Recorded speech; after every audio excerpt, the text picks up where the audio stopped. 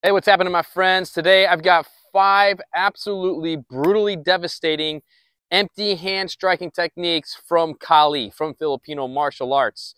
If you like training the empty hands, do me a quick favor, do yourself a favor, hit the thumbs up button right now.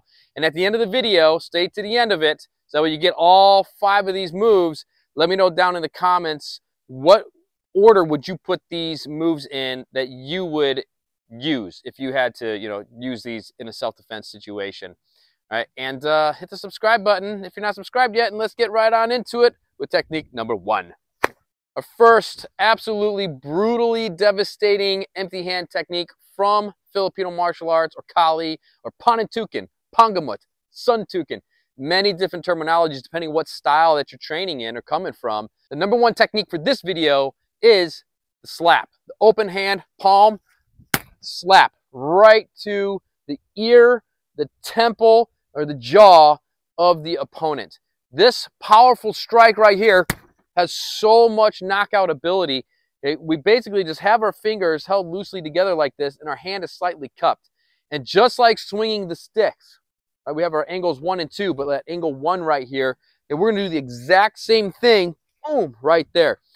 And when you generate the mechanic from learning it with the impact weapon, with the stick or the staff, you're learning to generate a lot of power right there with that empty hand. And of course, either hand is gonna work. Have you ever watched those slap boxing competitions where people get slapped, right? They slap each other, and all the crazy knockouts that happen from that. And a lot of those slaps are coming from underneath and are coming across horizontal. In Kali, our number 1 slap, we could slap that way, but our number 1 slap is coming downward diagonal with all that force that is multiplied from gravity. All from that angle 1, bam, right there.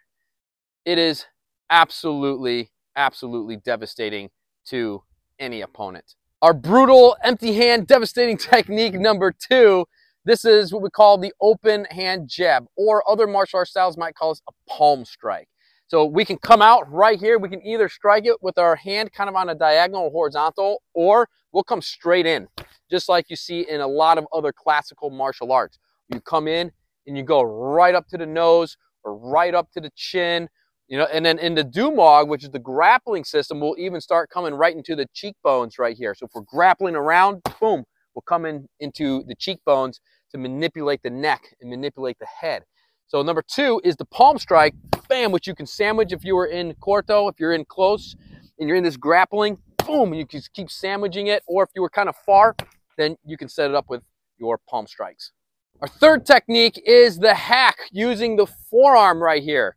This is like the angle 2 that we learn from the sticks or from the swords or from the knives, any of the weapons right here. We have that number 2 hack coming through, crack, and then we smash. Smashing right into the temple, right into the jaw, right into the neck. You can even smash into someone's collarbone, and you can break people's collarbone just with the hack right here. Crack right in there. And of course, the other side, crack. And when you hit the neck and you hit that carotid artery and you get that pinch, it is lights out fast, immediately. And this one really pairs very nicely with the slap, because you have your angle 1 followed up by your angle 2.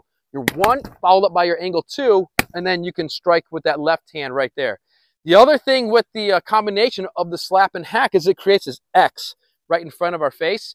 Very good for collapsing people's guards. If their guards are up, striking through the guards and just barreling right through them like you're a freight train. Just full power, full speed, full knockout ability right there.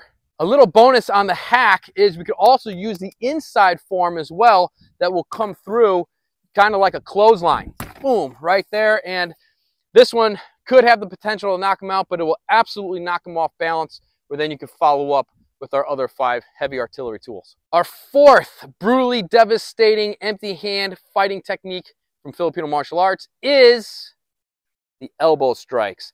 Now, a lot of ways we can do the elbows. We can come upward, vertical with the elbows. We can come across horizontal, coming back into a reverse elbow. These are all fantastic. When you're hitting somebody with the elbow, we're bending our arm as much as we can and really exposing the tip, that last inch or so of the elbow, of the bone right there, and we're gonna smash, kind of cut through with that elbow. And in Kali, how we really want to maximize the efficiency of our elbow is we want to be coming downwards with the elbow. Downward with the elbow, whether we're coming down on a diagonal like this or coming all the way down into almost like a vertical type of elbow. This way, again, we get gravity on our side, plus it allows us to collapse any kind of shield going on, right? If we go horizontal, we can run into a form, but as we're coming up and over the opponent's shield, plus we have gravity, we have weight, we have speed, it just gives us a much bigger bang for a buck on our elbows. And of course, the fifth empty hand striking technique is the classic closed fist punch. Now, I saved this one for last because it's still a super brutal and devastating empty hand technique. We do use these in Kali, especially when we're coming into the body, things like that. But obviously, this can cause a severe amount of destruction on an opponent, you know, especially as we're coming into the face.